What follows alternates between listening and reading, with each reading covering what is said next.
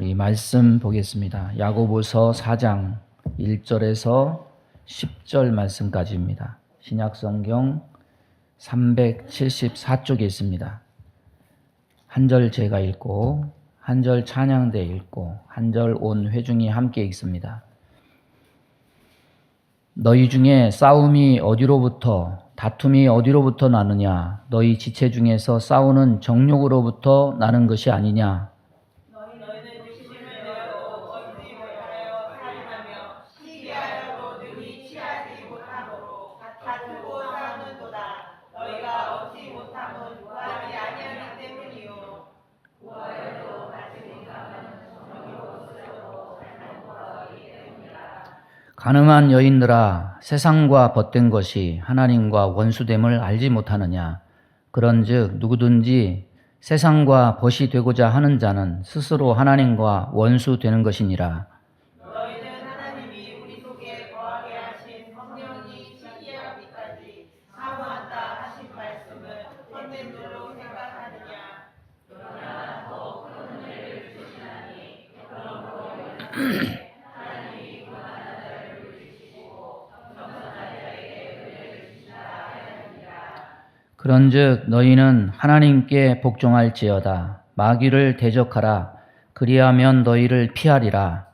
하나님을 가까이 하라. 그리하면 너희를 가까이 하시리라. 죄인들아 손을 깨끗이 하라. 두 마음을 품은 자들아 마음을 성결하게 하라. 슬퍼하며 애통하며 울지어다. 너희 웃음을 애통으로 너희 즐거움을 근심으로 바꾸시어다. 다 같이 합니다. 주 앞에서 낮추라. 그리하면 주께서 너희를 높이시리라. 아멘. 말씀 전하겠습니다. 세상의 모든 나라들 보면은 전면적으로 내세우는 가치들이 있습니다. 행복, 밝은 미래, 요람에서 무덤까지, 정의로운 사회, 살기 좋은 나라, 이런 가치들이죠. 어느 사회 어느 곳도 이런 가치 안 내세우는 나라가 없습니다. 대통령 임기가 시작이 됐습니다. 이제 분주했던 혼란스러운 선거도 다 끝났고 이제 뭔가 좀 안정이 이루어져야 되고 사회가 좀 평안이 이루어져야 됩니다. 어느 프로그램에 기자가 물었습니다. 바라시는 게 뭡니까? 그랬더니 이재명 대통령께서 뭐라고 그랬냐면 별거 있습니까? 단 하나, 국민들이 먹고 사는데 지장 없고 걱정 없이 평화롭게 사는 것이다. 이렇게 얘기했습니다. 정말 그 바램처럼 그의 통치가 그렇게 되길 바라고 저와 여러분은 성도로서 목사로서 그렇게 기도해야 될 줄로 믿습니다. 그런데 실제적으로는 그 바람은 참 험난한 길입니다. 일단은 자신이 변하지 말아야 될 것이고 이루고 싶지 않아서 그렇게 되지 못하는 게 아니라 환경도 너무 자주 바뀌고 상황도 너무 자주 바뀝니다. 그래서 녹록치가 않습니다. 현실에 그런 마음을 막는 장벽들이 너무 많다는 겁니다. 사람들은 그래서 이상과 현실은 다르다 그렇게 얘기하지 않습니까? 우리 신앙의 영역에서는 어떻습니까? 내가 복음을 아는 것과 그 복음의 가치대로 사는 것, 과연 여기에는 커다란 갭이 있는데 과연 내가 아는 대로 그렇게 살아가고 있는가? 이상과 가치는 있는데 왜 내 삶은 이렇게 힘겹고 많은 문제들이 산적해 있고 내 신앙은 답보 상태에 있고 왜 이렇게 삶은 전쟁터와 같을까? 오늘 말씀은 인간 불행의 원인 그리고 세상이 평안하지 않고 잠잠하지 않는 이유 그런 것들을 우리에게 말해줍니다. 오늘 1절을 보면은 너희 중에 싸움이 어디로 다툼이 어디로 쫓아나느냐 너희 지체 중에서 싸우는 정욕으로 쫓아난 것이 아니냐. 모든 인간 불행의 원인이 무엇이냐 이거를 얘기해 줍니다. 싸움은 군사 용어입니다. 전쟁을 얘기합니다. 집단 사이의 분쟁. 다툼은 뭘 얘기하냐면 개인 간의 시비와 분쟁. 싸움과 다툼, 집단이나 개인이나 모두 다툼이 있고 싸움이 있는 것을 다 포괄하는 그런 표현이라고 볼 수 있습니다. 이렇게 본다면 한마디로 사회적으로든 개인적으로든 모든 분쟁과 다툼의 궁극적인 원인은 무엇이냐? 세상 밖에, 마음 밖에 있는 것이 아니고 인간 내부의 욕심 때문이다. 야고보는 인간 사회의 끝없는 분쟁과 싸움의 원인을 인간 내부에 있는 욕심 때문이라고 말씀하고 있습니다. 일반적으로 세상 사람들은 분쟁과 다툼, 인생과 사회의 모든 문제의 근본 원인을 개인에게서 찾지 않습니다. 사회 구조, 제도, 이게 문제다. 그거를 혁파하고 뭔가 되면은 이 세상이 평화로워질 것이고 공평해질 것이다. 그 이상을 실현해 보려고 애를 쓰죠. 마르크스나 엥겔스 같은 사람은 인류의 모든 갈등과 분쟁은 노예제나 봉건제, 어떤 자본주의 같은 생산 양식 때문이다. 자본주의를 타파하고 무산자들이 통치하는 계급 없는 공산 사회를 이루면 모든 갈등과 문제가 사라지고 이상사회가, 평화로운 사회가 건설될 수 있을 것이다 주장을 했습니다. 사회학자는 갈등의 원인을 사회 시스템 속에서 찾고, 경제학자는 성장의 원인, 저성장의 원인을 어떤 정책에서 찾고, 심지어 종교에서조차 구원을 사회 변혁과 동일시하려는 그런 경향이 있습니다. 그런데 인생과 사회 모든 문제는 인간 외부에 그 근본 원인이 있는 게 아닙니다. 모든 문제의 근원이 사회 구조나 제도 등에 있다면 역사가 시작된 이래 그렇게 수없이 사회 구조를 바꾸고 제도를 바꾸고 사람을 바꿨는데 왜 달라지지 않습니까? 여러분, 공산사회, 계급이 없는 사유재산, 인간의 탐욕이 문제다. 그래서 성경에 보니까, 사도행전에 보니까 유무통상의 사회, 이게 바로 이상사회다. 재산을 없애면 공평한 사회가 돼서 평화로운 낙원 같은 사회가 될 것이다. 그래서 공산주의가 돼서 이상이 실현됐습니까? 오히려 아이러니하게 더 많이 사람을 죽이고 어느 때보다도 평화롭지 못하고 더 억압된 삶을 살았음이 증명되었을 뿐입니다. 여러분, 문제의 근원, 사회 구조나 정책을 바꾼다고 이 세상이 달라지지 않습니다. 인간 외부에 있지 않습니다. 인간의 내부에 있습니다. 인간의 욕심이 문제입니다. 그래서 모든 문제의 원인과 해결책은 제도나 사회가 아니라 개인에게서 찾아져야 됩니다. 여러분, 주님께서 형제간의 재산 문제로 다투면서 이를 해결해 주기를 와서 청하는 자를 향해서 그것을 올바로 재판해 줄 수 있는 재판관을 찾아라. 아니면 법이 문제다. 이렇게 말하지 않았습니다. 마음 안에 있는 탐심이 문제다. 이렇게 지적하셨어요. 더 나아가서 인간에게 욕심을 갖게 하는 근본 뿌리인 인간의 죄 문제를 해결하기 위해서 예수님은 십자가를 지었을 뿐이에요. 주님은 아무리 이 땅에 이상적인 제도와 국가를 건설해도 근본 바탕이 되는 인간의 마음이 변하지 않고서는 그 어떤 평화와 구원도 불가능하다는 것을 예수님은 아셨던 겁니다. 오늘 2절에 너희가 욕심을 내어도 얻지 못하고 살인하며 시기하여도 능히 취하지 못하나니 너희가 다투고 싸우는도다. 욕망의 지배 당하는 삶. 욕망을 쟁취하면 내 것을 얻으니까 평화롭고 기쁘고 좋은 세월을 보내고 이런 것이 보장될 것 같습니까? 그렇지 않습니다. 욕망의 지배를 받으면 삶은 악유다툼, 지옥으로 변하고 갈등이 끊이지 않습니다. 돈을 가지고 싶어 할 때 결국 많이 가진 자, 적게 가진 자 있게 마련이고 거기서 돈에 대한 욕심 때문에 갈등과 다툼이 일어날 수밖에 없어요. 그래서 인생은 치열한 악유다툼의 장소로 전락해버리고 마는 겁니다. 서로 짓밟고 목표를 달성하기 위해서 달려듭니다. 경쟁자를 어떤 수단과 방법을 동원해서라도 제거하려고 합니다. 하찮은 물건 때문에 사람을 죽이기도 하고 소유하고 싶은 사람이 나타나면 다른 사람의 생명을 해하는 것을 망설이지 않는 것이 인간의 모습이라는 겁니다.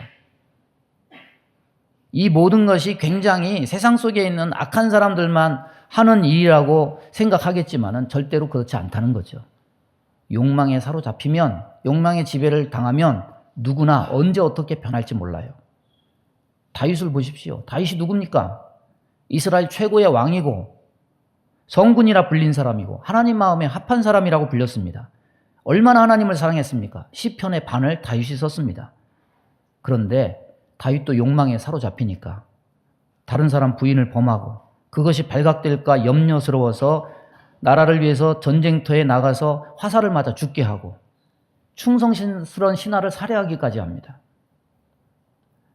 아합 왕은 나봇이라는 자기 백성의 포도원을 욕심냅니다. 그 조그만 땅 얻어봐야 한 나라 왕에게 무슨 큰 유익이 있겠습니까? 그런데 그 포도원을 얼마나 얻고 싶어 했는지, 정원으로 자기가 삼고 했는지, 밥도 뭐 안 먹고 잠을 이루지 못합니다. 왕비가 이세벨이 이 땅을 빼앗아서 남편을 주기 위해서 나봇을 모함하죠. 하나님을 저주했다. 왕을 저주했다. 그래서 돌로 맞아서 죽게 합니다. 여러분, 탐욕, 정욕, 이게 세상에서만 일어나는 일입니까? 그렇지 않습니다. 하나님의 거룩한 교회 안에서도, 성도들의 마음에도 탐욕과 정욕은 일어납니다. 신앙생활 가운데도 이런 모습이 있다는 것을 3절이 가르쳐 줍니다. 기도를 하기는 하는데 자기 탐욕을 채우려고 하는 기도, 자기 욕심을 채우기 위해서 기도라는 도구를 쓰는 거죠. 기도는 탐욕 채우는 도구가 아니에요. 하나님은 우리의 필요를 채워주시지만 욕심을 채워주시지는 않으십니다. 필요 이상 지나친 탐욕으로 구한 것에 대해서 응답하시지 않습니다. 따라서 우리는 하나님께 기도할 때 반드시 필요한 것만큼 구해야지, 도를 넘어선 지나친 탐욕과 욕심으로 구하려 해서는 안 된다는 거죠. 기도는 하나님 뜻을 위해서 기도하는 것이지 내 욕망을 이루기 위해서 하는 것은 아닙니다. 4절 보면 가늠하는 여자들이요. 여자는 성경에서 대부분 교회를 얘기하죠. 그런데 왜 교회가 가늠합니까? 하나님과 맺은 언약을 파기하고 세상을 쫓는 교회와 성도들의 모습을 여기서 가늠한 여인이라고 이렇게 표현하는 겁니다. 하나님을 바라지 않고 자기 정욕을 따라 사는 것, 이게 바로 가늠이라는 거예요. 어떤 사람은 뭐 그만한 일로 무슨 그런 단어를 쓰나, 뭐 세상을 조금 이렇게 사랑했다고 해서니, 뭐 핵기로 서니 무슨 가늠이니 이런 말을 이렇게 하느냐, 하나님을 그렇게 취급하는 사람도 있을지 모릅니다. 그러나 그것은 겉에 있는 것만 봐서 그렇게 얘기하는 거예요. 주님이 우리를 보고 주님이 그 현상을 바라보는 시각을 전혀 알지 못하기 때문에 하는 얘기입니다. 성경은 우리에게 뭐라고 얘기합니까? 우리의 욕망을 부채질하고 그 뒤에서 배후하는 것이 누구냐? 과연 사람이 자유로 그렇게 하는 것이냐? 그렇지 않죠. 죄의 물결이 많은 세상의 모든 욕망을 부채질하는 배후 세력은 누구냐? 바로 원수마귀 사단이다. 그 마귀가 노리는 것은 세상 사람뿐만 아니라 예수 믿는 사람이라도 틈만 있으면 욕망의 놀이개가 되어서 결국 거기서 헤어나오지 못하게 한다는 거죠. 아브라함의 칭호가 뭡니까? 하나님의 벗이다. 여러분, 그런 칭호를 얻은 사람은 아브라함밖에 없죠. 그런데 오늘날 마귀가 성도들에게 세상을 벗삼고 하나님을 원수 삼게 합니다. 마귀의 목적이 뭡니까? 하나님의 벗이 아니라 세상과 벗이 되어서 결과적으로는 하나님과 벗이 되지 못하게 하고 하나님과 원수되게 하는 것에 있습니다. 여러분, 그 낚시, 제주도 있는 목사님한테 그 옛날에 제주도 가서 몇 번 낚시를 했더니 그거 재밌더라고요. 이렇게 입질해서 탁탁 할 때 이렇게 탁 걷어 올릴 때 그 손맛, 그것 때문에 아마 낚시를 하는 것 같아요. 여러분, 낚시는 누가 던집니까? 사람이 던지죠. 낚싯밥은 누가 뭅니까? 물고기가 무는 거예요. 똑같아요. 우리의 욕망을 누가 부채질합니까? 마귀의 낚싯밥이죠. 마귀가 던져요. 그 마귀의 낚싯밥을 무는 게 누굽니까? 사람이죠. 결국 스스로 선택하는 거예요. 스스로 선택하는 거예요. 4절 중반절에 그런즉 누구든지 세상과 벗이 되고자 하는 자는 스스로 하나님과 원수되게 하는 것이니라. 이거를 다른 말로 번역해서 읽으면 이런 뜻이 됩니다. 만일 여러분의 목적이 구원받지 못할 세상의 악한 쾌락을 즐기는 데 있다면 여러분은 하나님의 친구가 될 수 없습니다. 여러분이 마음속에 사랑하고 간절히 원하고 그런 것이 과연 무엇입니까? 근데 이거 모릅니까? 이거 다 알죠?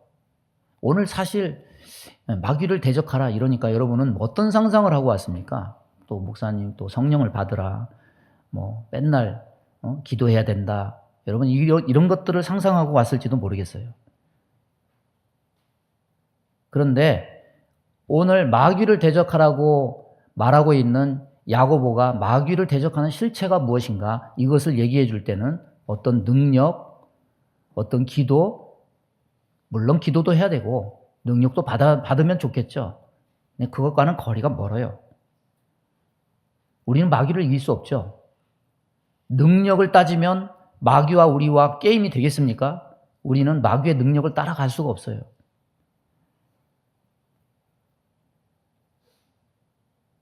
이 마귀는 우리보다 강하지만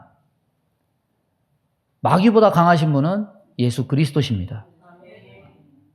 그래서 우리는 하나님께 속해야 되고 우리는 예수 그리스도께 속해서 마귀를 이겨야 돼요.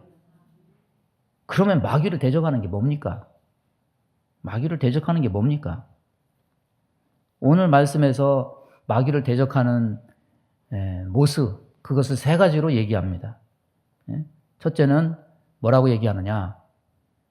6절, 7절 보면은 잠언 3장 34절을 인용해서 하나님은 교만한 자를 물리치시고 겸손한 자에게 은혜를 베푸시니 하나님께 순복하라.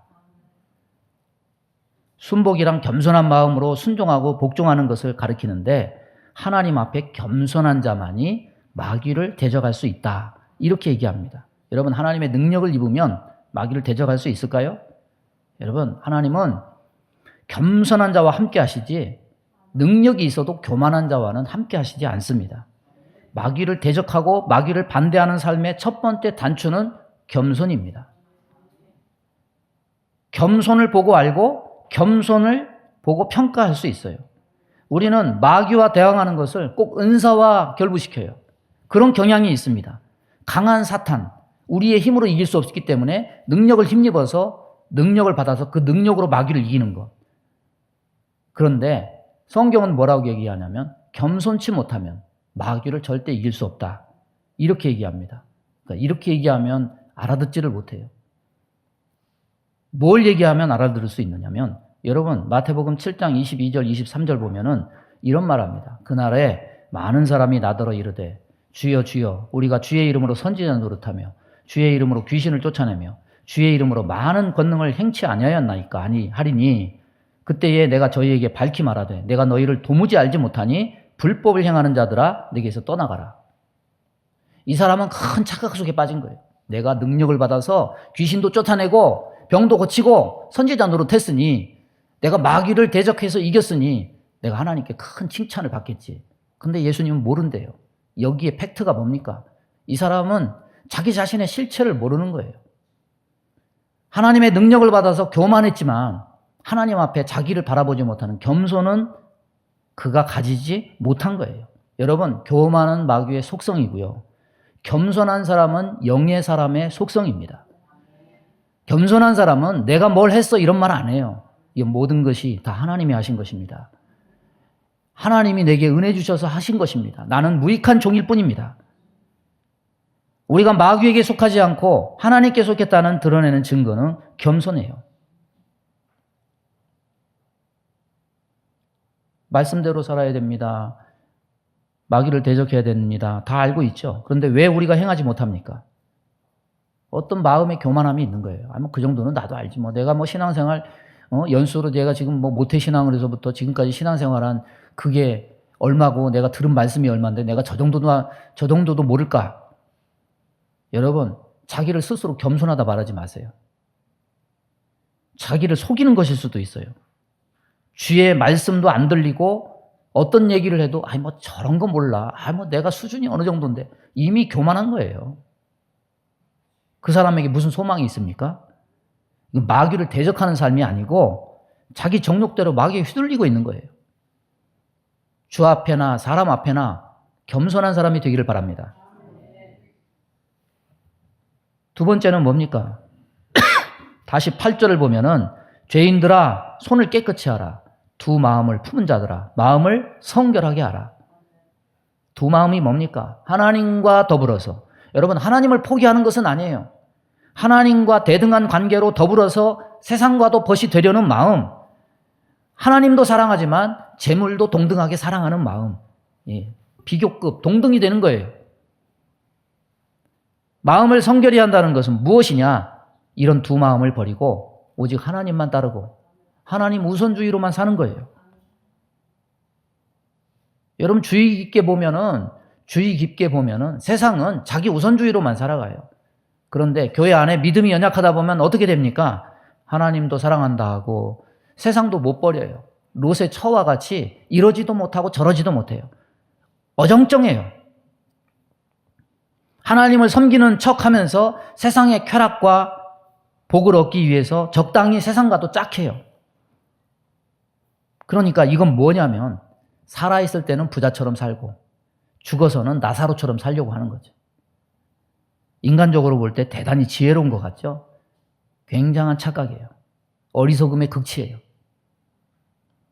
여러분, 누구를 보면 알 수 있습니까? 역사상 가장 지혜로웠다는 솔로몬을 보면 알 수 있어요.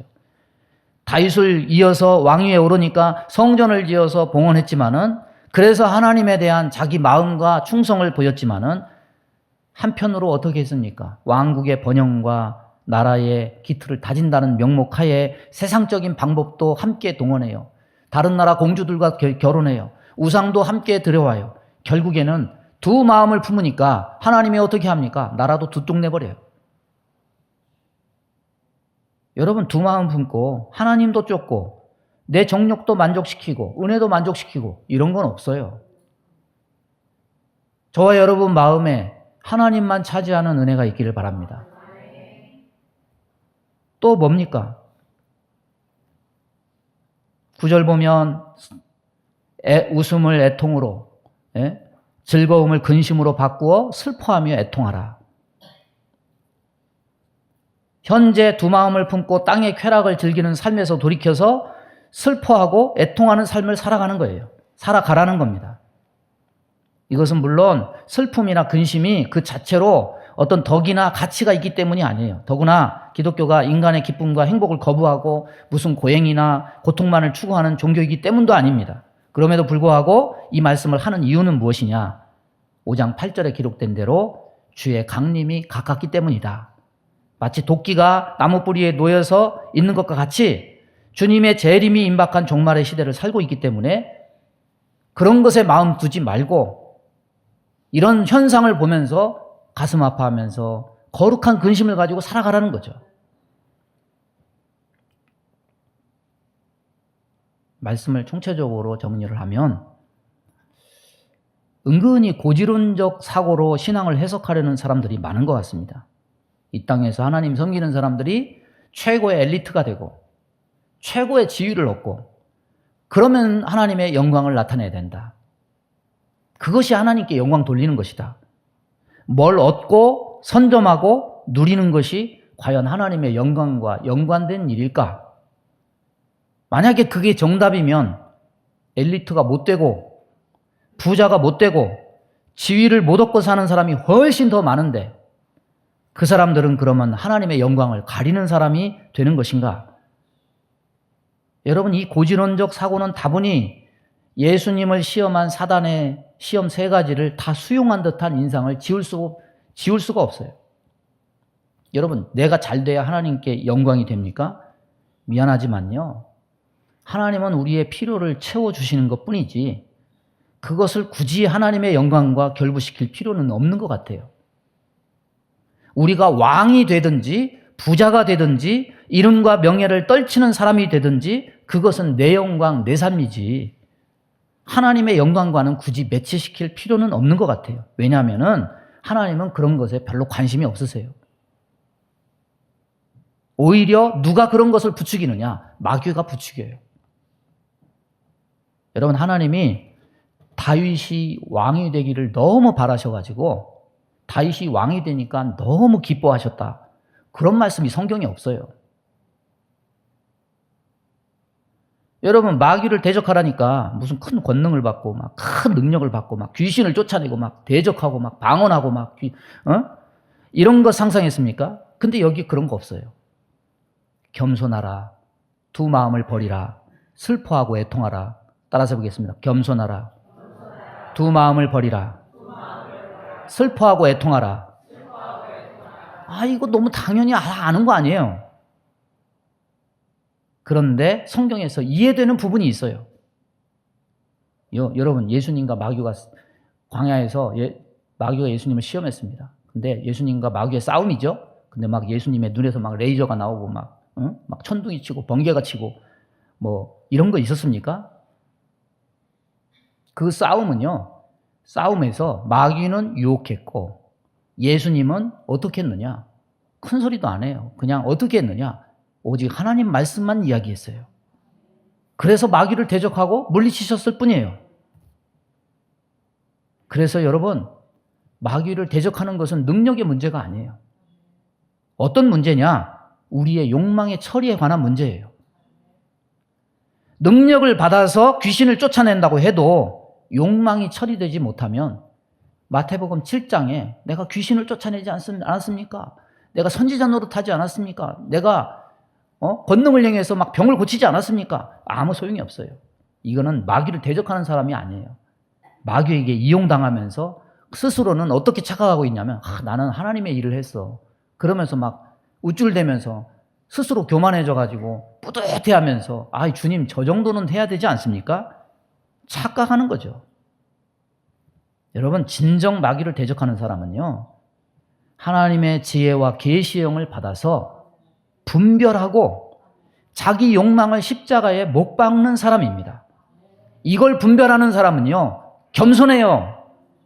세상과 짝하면서 살기를 거부합니다. 오히려 이 세상이 세상과 짝하며 사는 것을 보고 그런 것을 보고 마음 아파해요. 저러면 안 되는데. 왜 사람을 보면 마음이 아픈 거 있잖아요. 말은 못해요. 그런데 저러면 안 되는데. 여러분, 그러면 그건 근심이에요. 근심.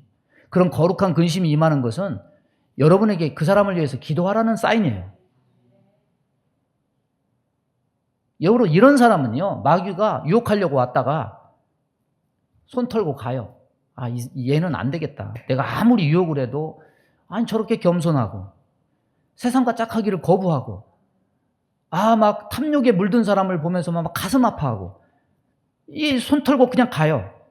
광야의 시험에서 예수님이 이것을 보여주신 겁니다. 예수님은 그래서 승리하셨고 마귀는 패배했어요. 우리가 우리의 욕망을 자긍하면 마귀 싸움에서 패배한 거예요. 우리가 십자가 앞에서 우리의 욕망을 부정하고 성령님의 도우심을 입어서 불의한 소욕을 성령의 불로 태우고 하나님의 말씀에 귀를 기울여서 그것을 선택하고 그 길을 가면 우리는 승리할 수가 있습니다. 여러분, 선택해야 돼요. 마귀를 대적할 것이냐 아니면 마귀의 밥이 될 것이냐. 그것은 딴 데 있지 않아요. 우리의 심령 안에 다 욕망이 있습니다. 이 욕망에 먹이를 주고 있는지 아닌지 살펴보면 당장 자신이 알 수 있어요. 여러분, 욕망을 자긍하지 말고 욕망에 먹이를 주지 않기 바랍니다. 너무 세상 좋아하지 마세요. 그러다 마귀 밥이 되어서 살아요. 마치 예수님이 우리의 욕망을 이루는 시녀라도 되는 마냥 내가 잘 되는 게 하나님의 영광을 위한 거라고 마귀 유혹에다가 덫을 하지도 마세요. 예수님이 우리에게 명하신 우리가 가야 할 길의 진로는 명확해요. 자기를 부인하고 자기 십자가를 지고 나를 쫓을 것이니라. 따라서 보겠습니다. 자기를 부인하고 자기 십자가를 지고 나를 쫓으라. 여기에 자꾸 다른 색깔 입히지 마세요. 그래서 믿음을 지키고 승리하는 삶을 살기를 주님의 이름으로 축원합니다. 믿음의 손을 가슴에 얹습니다. 몸이 아픈 곳에 손을 얹습니다. 아버지, 우리가 보는 세상 때로 지옥과 같고 전쟁이 그치지 않고 다투고 싸우고 분쟁하며 정말 악유다툼을 벌이는 세상을 봅니다. 그러나 그 문제는 밖에 있는 것이 아니라 우리의 인간 모든 본성 안에 있는 욕망이 문제인 줄로 믿습니다. 하나님, 이 욕망을 십자가 앞에 내놓고 나는 죽고 예수로 살기 원하오니 주여 우리를 다스려 주옵소서.